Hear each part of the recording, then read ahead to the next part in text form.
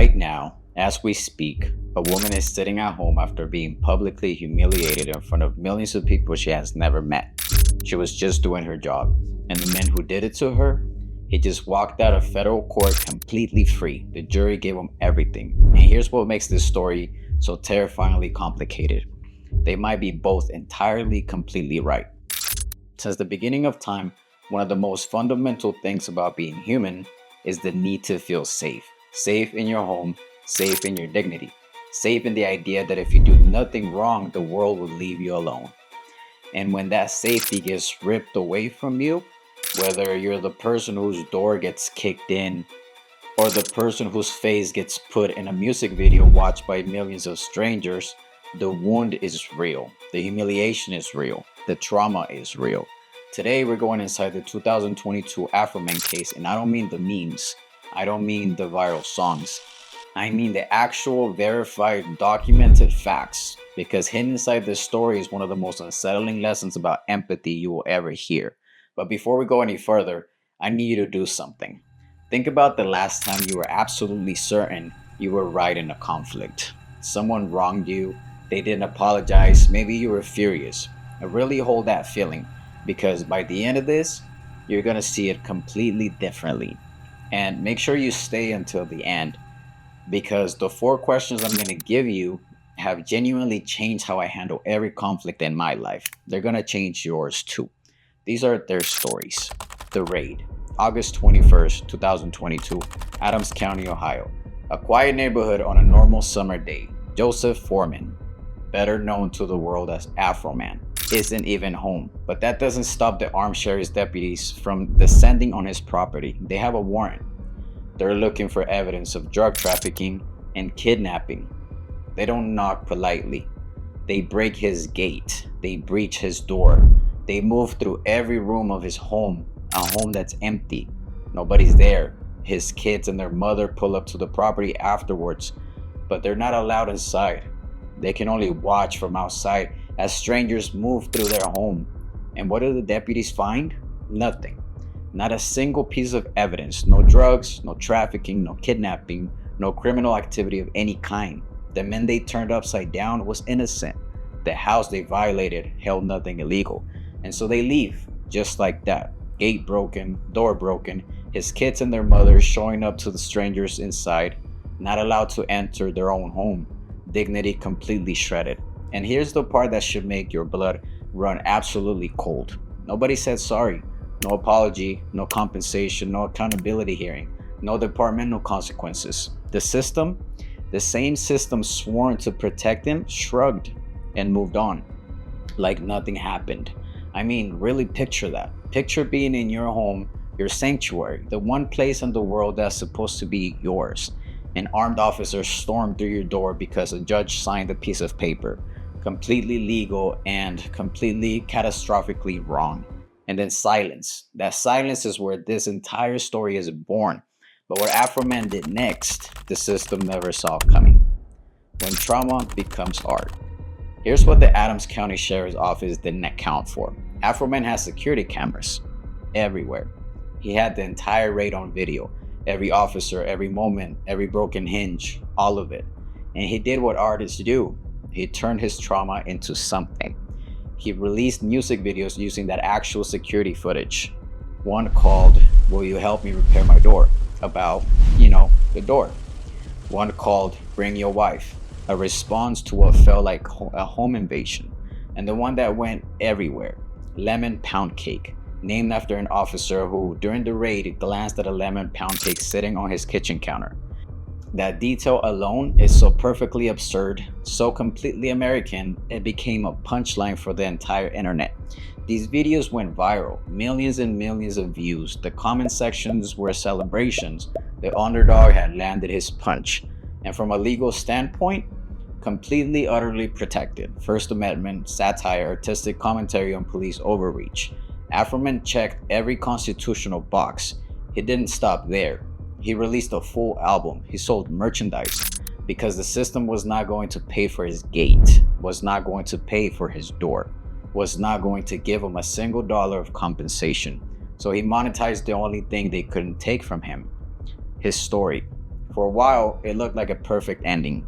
The underdog fights back, the internet rallies, art defeats constitutional power. But this is where things started to go terrifyingly uncomfortably wrong, because not all the videos were about lemon pound cake.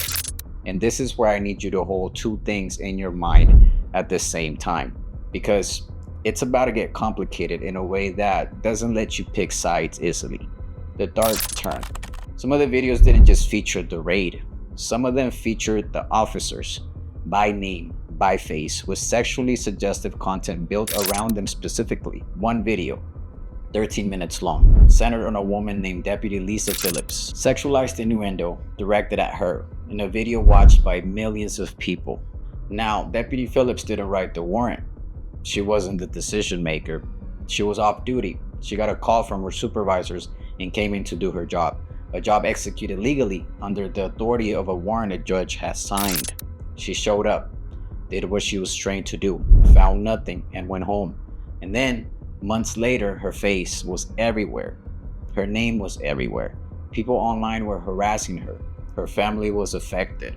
Her workplace became harder to exist in. You'd be surprised how much that detail changes the story. 7 deputies sued Afroman: defamation, invasion of privacy, intentional infliction of emotional distress. And I want you to sit with something deeply uncomfortable here. I believe their pain was real. I believe Lisa Phillips felt genuinely violated. I believe being publicly humiliated in front of millions of people for following orders on your day off is a kind of trauma. But we have to talk about what that lawsuit actually was, because this is the most unsettling part of the entire story, and it's the key to understanding everything. Think about the power imbalance here. An entire sheriff's department with badges, guns, legal authority, and the full institutional weight of the state behind them, versus one person. One person who came home to his door kicked in, his family scared, his property destroyed, with no legal path to any compensation whatsoever. When those 7 officers used the legal system to sue Afroman for expressing his trauma, what were they actually doing? They were using the same system that failed him to silence him, to tell him, "You're not allowed to be angry at us."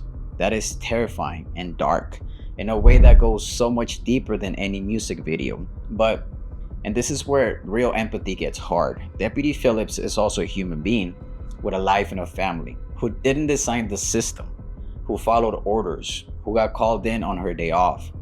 Can both of those things be true at the same time? Can she be both a tool of an unjust system and a victim of targeted gendered harassment? Yeah, she can. Both things happened in the same story to the same people. And this is where most of us completely fall apart. The trial. March 2026, the trial finally arrives. And during the proceedings, they play one of Afroman's music videos in the courtroom, all 13 minutes, in front of the jury, the judge, the attorneys, and the press, filled with sexual innuendo specifically about Deputy Lisa Phillips. And she breaks down crying right there on the witness stand, under oath, in front of everyone. A woman on the stand, shoulders shaking, watching herself being degraded in a video that has been viewed by millions of strangers who didn't know her name. That image went everywhere. And here's what I saw happen online when it did. A lot of people watched it and thought, see, he went too far. That woman doesn't deserve that. And a lot of other people watched it and thought, she's a deputy who raided an innocent man's home and now she wants sympathy. In high emotional intelligence, real empathy, not the bumper sticker version, means you refuse to choose. You sit with both. You say, her pain is real, and in the same breath, his pain is also real. And you don't let either truth erase the other one. The jury made their decision in legal terms, 100% Afroman's favor. He owed those officers nothing. The law was clear, and every single person in that story still went home carrying something they couldn't put down. The empathy breakdown. So here's what I want you to actually sit with. Not just intellectually nod at, but really feel into. What could have happened if everyone in this story had a higher emotional intelligence? I know. When we've been wronged, we don't want to hear, but how did you handle it? We want justice. We want someone to acknowledge what was done to us. But here's where Afroman's case becomes a dark reminder of what happens when empathy completely breaks down on all sides. This is what Afroman might have struggled to see. Individual officers are not the system.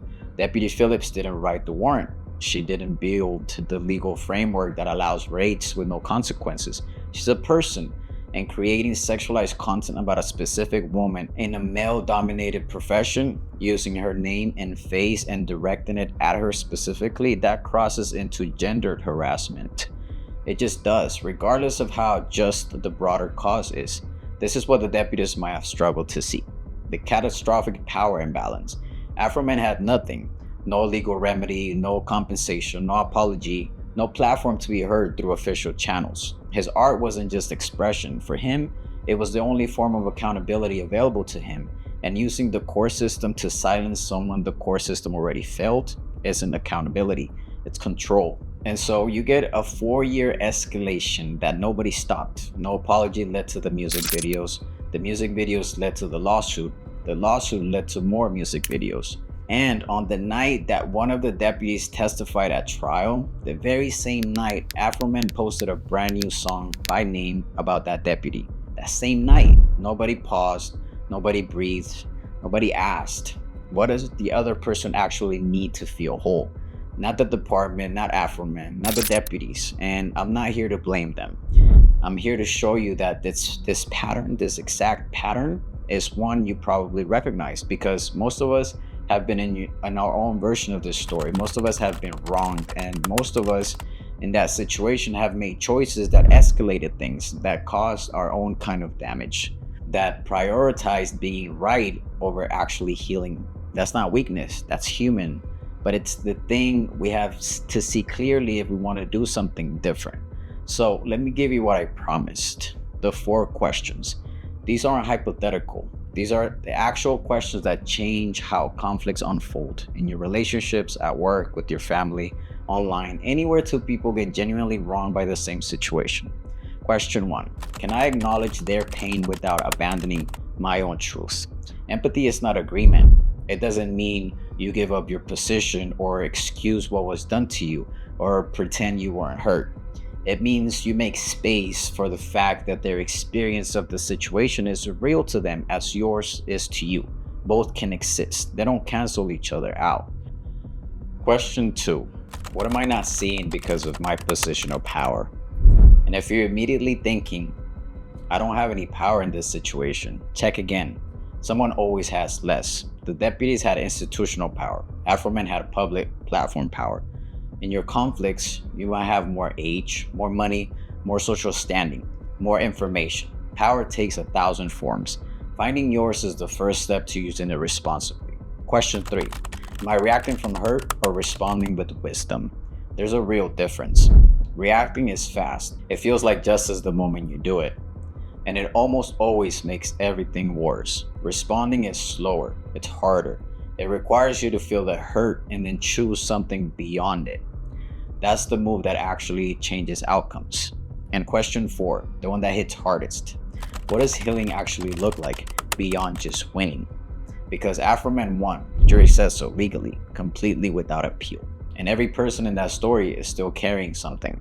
You can win and everyone can lose, or you can choose empathy, even when it's hard, especially when it's hard, and give something real to actually heal. Trust me, I know. When someone breaks your gate, when someone violates your home, when someone publicly humiliates you in front of the world, the last thing you want to hear is, have you tried empathy? You're not wrong to feel what you feel.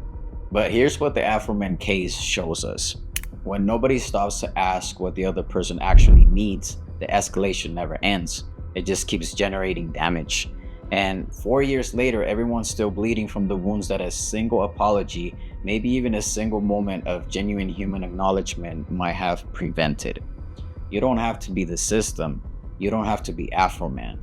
You don't have to be Deputy Phillips. You just have to be someone who's willing to hold 2 people's pain at the same time, even when one of them is yours.